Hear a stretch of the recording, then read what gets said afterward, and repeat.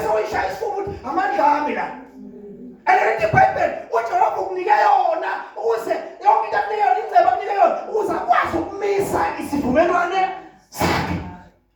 Kuze akwazi ukumisa isivumelwano sakhe. Yini isivumelwano sikaJehova? Isivumelwano sikaJehova esikuso thina ibandla. Amen. Ibandla linesivumelwano noJehova. Amen bazalwane. Ibandla linani? Ibandla linesivumelwano noJehova nezo bazalwane. Uma kuthiwa umuntu uyi-agreement usesivumelwaneni nezo bazalwane, into yakho awusasiya yakho eyakho noJehova. So noma abantu bangazama kangakanani ukuphuca ungayilweli uJehova unengxenye lapho uzoyilwela. Ngoba ningisivumelwano uJehova uzoyilwela. Amen bazalwane. So ngamanye amagama okwakho sokungokaJehova. Amen bazalwane. noJehova mina ubheka ukuthi ngoba unesivumelwano nawe gcina phela terms and conditions of the covenant. That's right. Gcina phela nawe. Amen. Then ke uzophumelela ngokuthi uthole indawo ozofocus kuyo. Nalengazana lebona sonke njengoba sila. Sinembono lezo bazalwane. Sinembono. Umama nje bayishadile, ushade ngoba unombono. Kushadile kusho ukuthi unombono. Amen. Ubaba manje nkosikazi kusho ukuthi unani? But if umbono wakho ungaconnect, ungaphumi umbono omkhulu, umbono kaNkulunkulu, umbono wakho ngeke ukwazi ukuphumelela kahle. Ngoba kunembono omkhulu ngebandla labani kaNkulunkulu, ngombuso wabani kaNkulunkulu. Amen. Ngifuna ukushintsha igiya manje. Wafundi iBhayibheli encwadini kaMathew chapter 24 verse 14. Khona badluleni qala sidlule sifunde masiyana.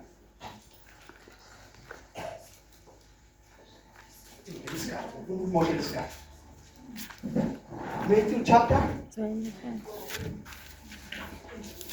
24 verse 14. Ikhona lapha ebhodini le verse. Mangabheka lela bhodi uzofika ulithole le verse.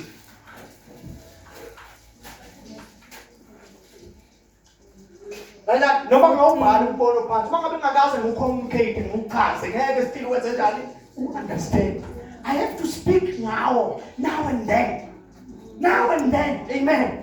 I have to speak now and then. Uzothi mase ufunde bese you understand. The reason why we are uthisha esikoleni is because khona into ngeke uyi understand. Uthi uthisha uzokuphelela kuchazela kodwa kupheleli la mase uwedwe ekhaya so uyofunda into ozoyi understand. So ufunda into ozoyi understand. Funda masinyana. Matthew 24 verse 14. Leli vangeli lombuso liyakushunyayelwa ezweni lonke. Kube ngubufakazi ezizweni zonke andukuba kufika ukuphela. Yabo umyalezo uthi umyalezo uthi leli vangeli lombuso lani bazalwane Lombuso. leli vangeli lani Lombuso. This gospel is for the kingdom of God. It's for the kingdom of God. Leli vangeli lombuso liyoshunyayelwa kubi Ezweni lonke ezweni lonke andukuba kufika ini ukuphela. lokho ukuthi andukuba kufika ukuphela kusitshela ukuthini bazalwane kusitshela ukuthi asiphelele kukhonzela ukuze bephakade lento ufanele ifike la iphela khona but kufanele iphela ube la sifike khona uNkulunkulu asilinde khona njengebandla. So leli verse elinye lama-sign ukuthi uJesu ubuya nini. Amen.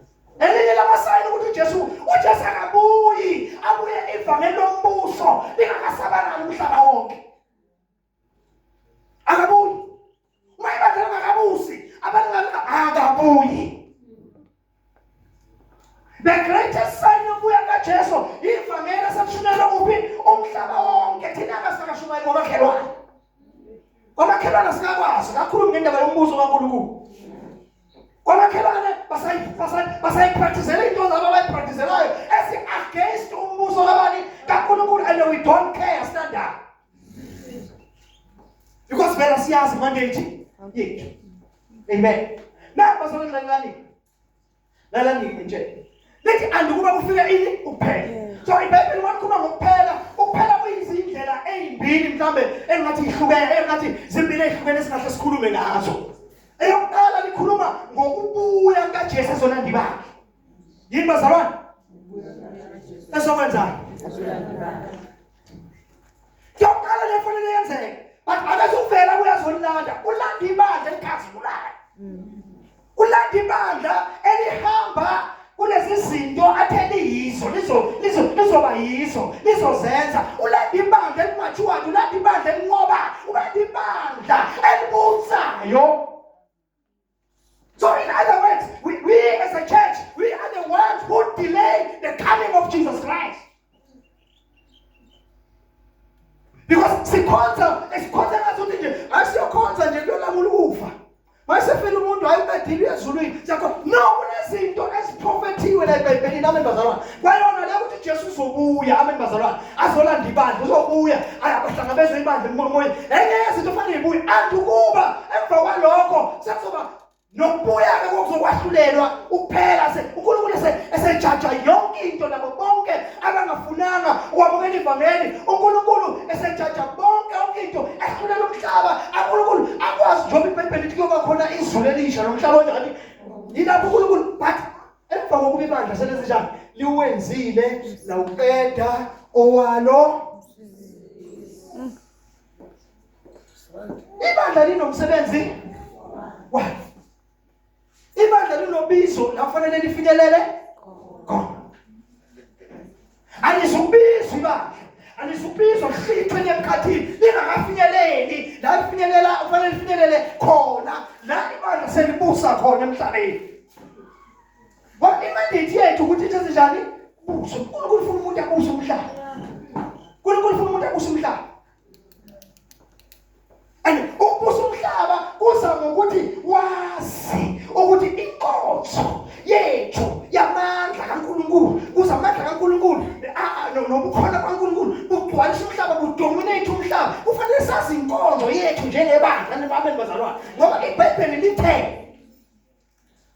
iBhayibheli Genesis chapter 1 siya masinyana. Masinyana angifuni ukuyikota kunini. 26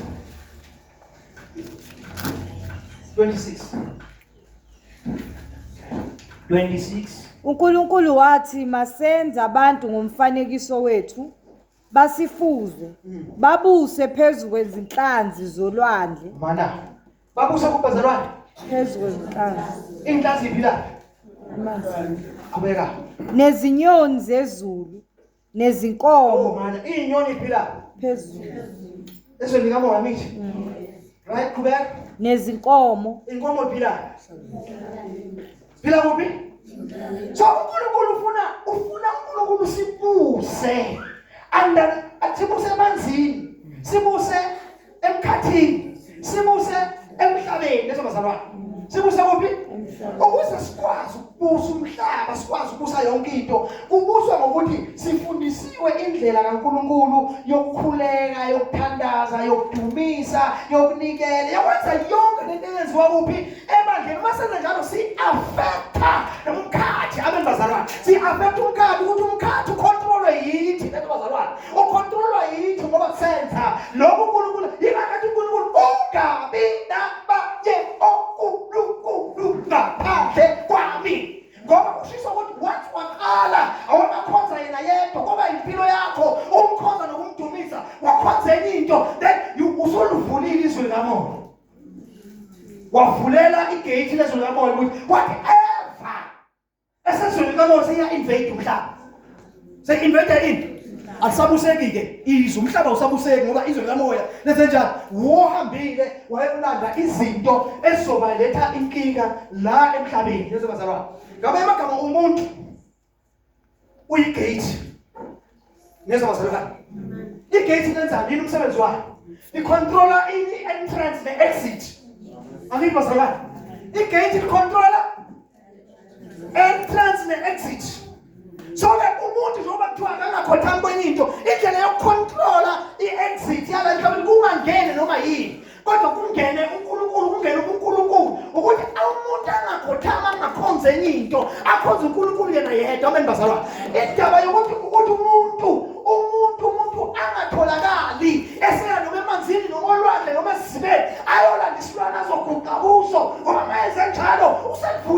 lifuna ukuthi li-invadwe yimimoya enandini. Amen. Amen. Lento iyenzeka uwedwa. Uthandaza uwedwa kwakho uyakwazi ukucontrola i-entrance ne-exit. Amen. Amen.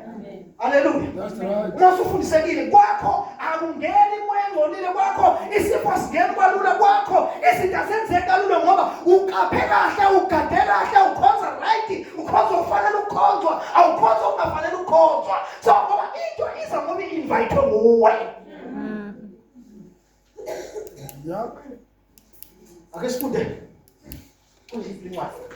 Chapter 14 verse 8. Johann. Singathi kamsinya.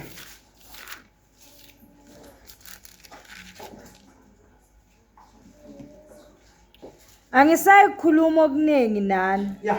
ngokuba uyeza umbusi wezwe.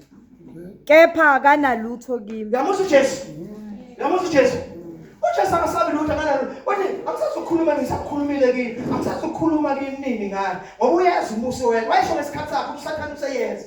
Useduzana ukuthi azokwenza umsebenzi. Kodwa akunankinga naye ngoba akanalutho kimi. Ngamanye amagama kusho ukuthini? Kusho ukuthi noma imimoya ingakhona, ibe namandla angakanani, ibe namaqhinga angakanani, ayikwazi ukuthola until usidayise wena uyokhothana kuyo. Amen. Until usidayise wena ukuthi ube nezinto zamandla omnyama, then yonke into amandla omnyama azokudestroy. But if awukhothana lezo zinto to guide yourself, ukuthi ungafiki noma yini, you must strike right, you are the right standing noNkulunkulu.